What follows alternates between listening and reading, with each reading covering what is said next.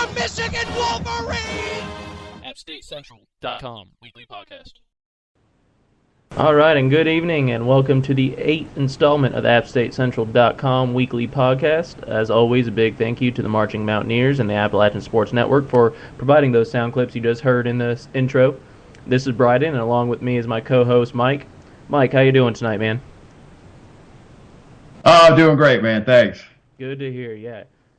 We're both coming off a high of this weekend and the domination of Coastal that we will talk about here in a little bit. But before we get into the bulk of the show, we just want to show a sign of our appreciation to the App family and the App Nation, and we want to start off the show with a brief moment of silence for Tyler Blaylock, who was found dead this past weekend in Crowd Creek on campus. So please join us in our moment of silence as we remember a fallen Mountaineer.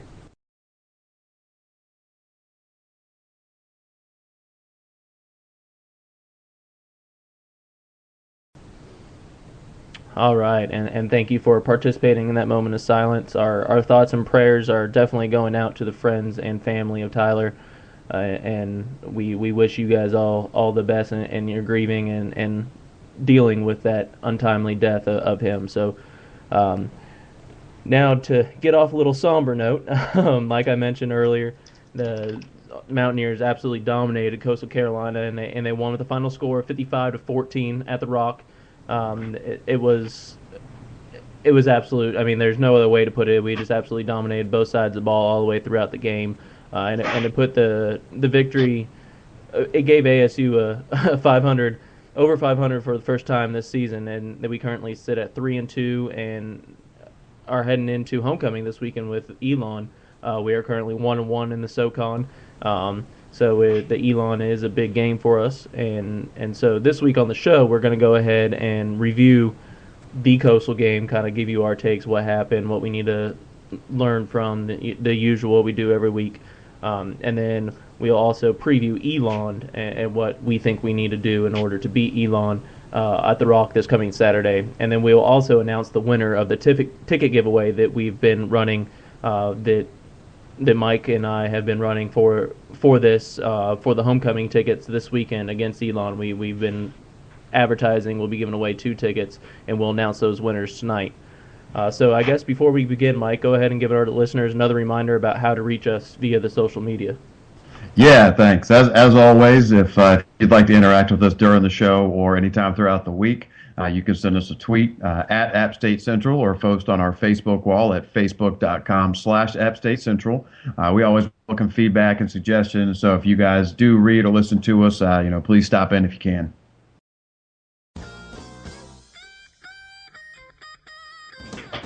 All right.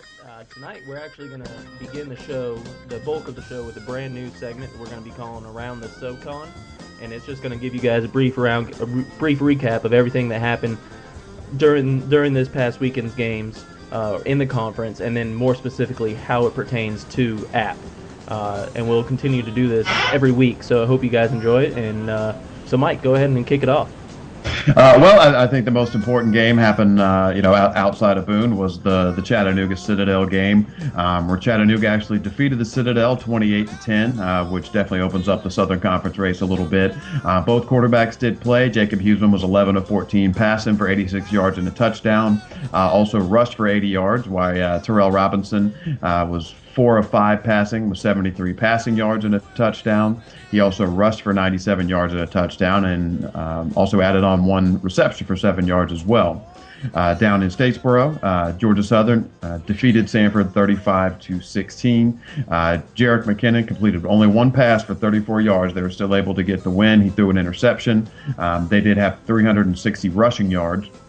McKinnon had 162 yards and two rushing touchdowns. Running back Dominique Swope had 133 rushing yards and 2 scores. It was a game that was close. It was 21-16 in the third quarter. The Eagles pulled away late.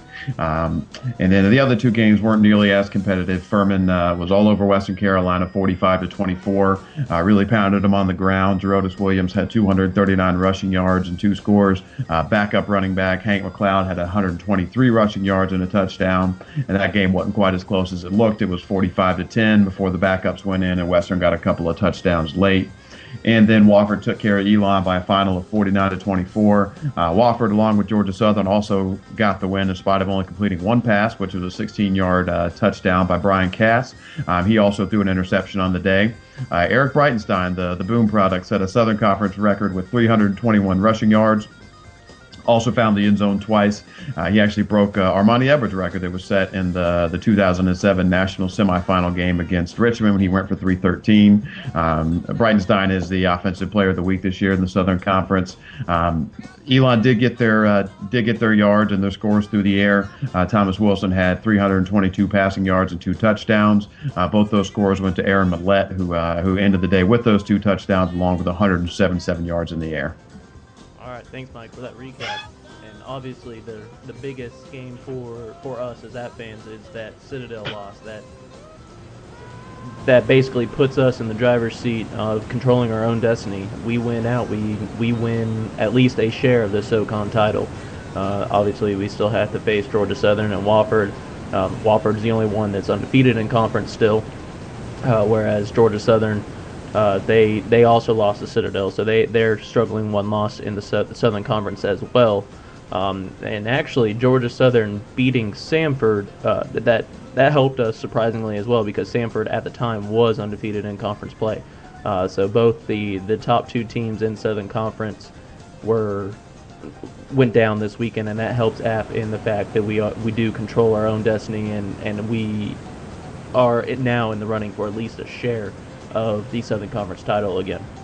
Yeah, and I think you are spot on. The most important thing is that, as you mentioned, we control our own destiny, whereas before, with the Citadel being undefeated in conference and having the head-to-head over us, if they were to win out, albeit it was an unlikely thing to happen. If they had won out, it wouldn't have mattered if we'd won the rest of our games. We still wouldn't have even had a share of the conference title. Whereas now, with Citadel having one loss, the only undefeated team in conference play is Wofford, and we'll get them head-to-head at the Rock. So we have them at home this year, and they also still have to play Georgia Southern as well. So that really opens things up a little bit. And as you mentioned, we control our own destiny, which is really all you can ask for, because at this point, if we don't win a Southern Conference championship, it's on us. So we've got a chance to go out there and take care of business.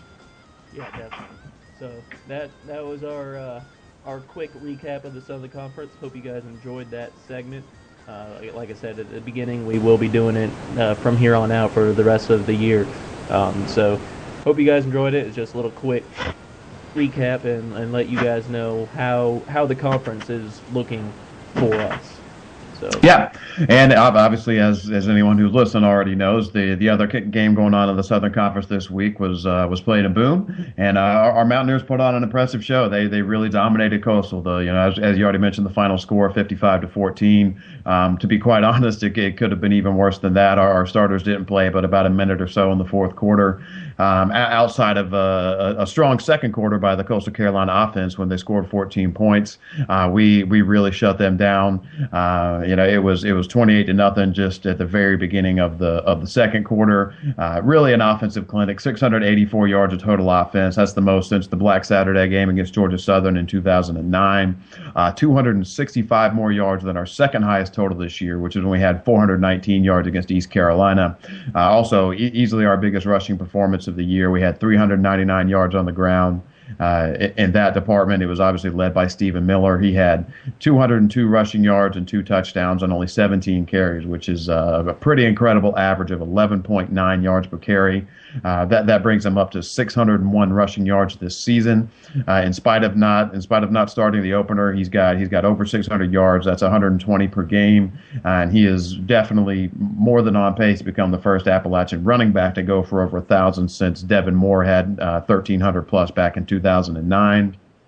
And in keeping with Appalachian's backfield, we saw the return of Rod Chisholm, and I thought that was a really positive sign. He didn't put up huge numbers. It was only 41 yards on 7 carries. Still a nice solid average of about 6 yards per carry. Had a 20-yard gain on his first rush, and more importantly, he looked healthy. He looked like he was moving well. It didn't appear that his hand was bothering him at all, and that's just going to be a great great thing for us going forward, because I think that coming into the season, the coaches were very excited about that two-back set we had with Stephen Miller and Rod back there, and now we've got both of them healthy, and we're about to get into the real meat of the schedule with conference play from here on out the rest of the season. That's going to be a very, very big development for us, because fortunately we were able to survive at Chattanooga and then take care of Coastal at home, and getting him back healthy for the stretch run is going to be very big for this team. And also on the offensive side, as we've said, every game he's played this year, Sean Price was a difference maker. He had 8 catches for 128 yards, 2 touchdowns. Really set the tone early when Appalachian held a 7-0 lead in the first quarter. And we'd gotten pinned back down inside of our 5. We had 97 yards in front of us, and we scored a touchdown in 35 seconds. Had a nice run by Stephen Miller to set up a 69-yard touchdown down the middle for Sean Price, where he got behind the safety and outran the defense. And the route was really on from there. Coastal really never responded to that initial punch in the mouth that we gave him, and Sean Price was a big reason for that. We mentioned last week that he was the first freshman to ever have multiple 100-yard receiving games in a season, and in just 2 games, and now in just 3 games, he's only the 4th receiver, regardless of class, in Appalachian history to have 3 consecutive 100-yard games, and he's up there with some great guys. Brian Quick did it in last season in 2011. Devon Fulks did it, and Bob Agel did it. Those are all Appalachian State legends, and he's writing his name all over the record book early, and to be able to do that in only 3 career games is pretty incredible. No receivers ever had 4. He has a chance to set that record this weekend.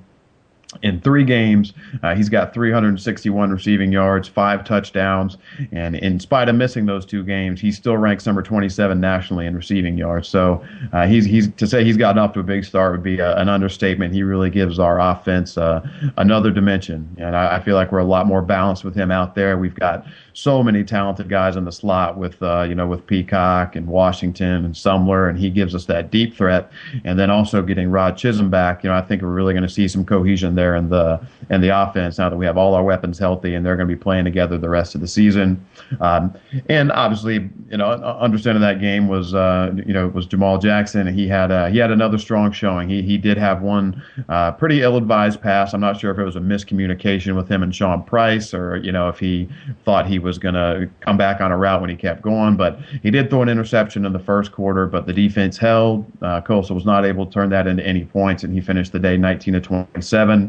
285 passing yards, 3 touchdowns. Also had 54 rushing touchdowns and a score on the ground. So another solid day for Jamal Jackson. Another day he put up over 300 yards of total offense, and it seems like along with the rest of the team, Jamal's really starting to round back into form after that bad showing against the Citadel. So it was, all things considered, with the exception of that one bad pass by Jamal, really not much we can nitpick the offense for in this one. Yeah, definitely not. It was exactly like you said. It was just the offense was hitting on all cylinders, and they went out there and they had something to prove. My biggest take from it was our running game. Obviously, with Stephen Miller with 202 rushing yards. But the biggest thing I think from that was he had 43 rushing yards on our first drive, and that just set the tone of the game. Coastal could not, no matter how many players they had in the box, could not stop our run, which obviously opened up the passing game, and that is the exact reason why Sean Price was wide open up the middle on the very next drive, is because they had 8 in the box and they were stacking the box. It was a play action fake to Miller, and Price was just behind the safeties, and there's nothing they could do. The safeties were sneaking up, thinking that Miller was going to be running again, and nobody's going to be able to catch Sean Price when he has that much of an advantage behind the defense. So I think that really set the tone.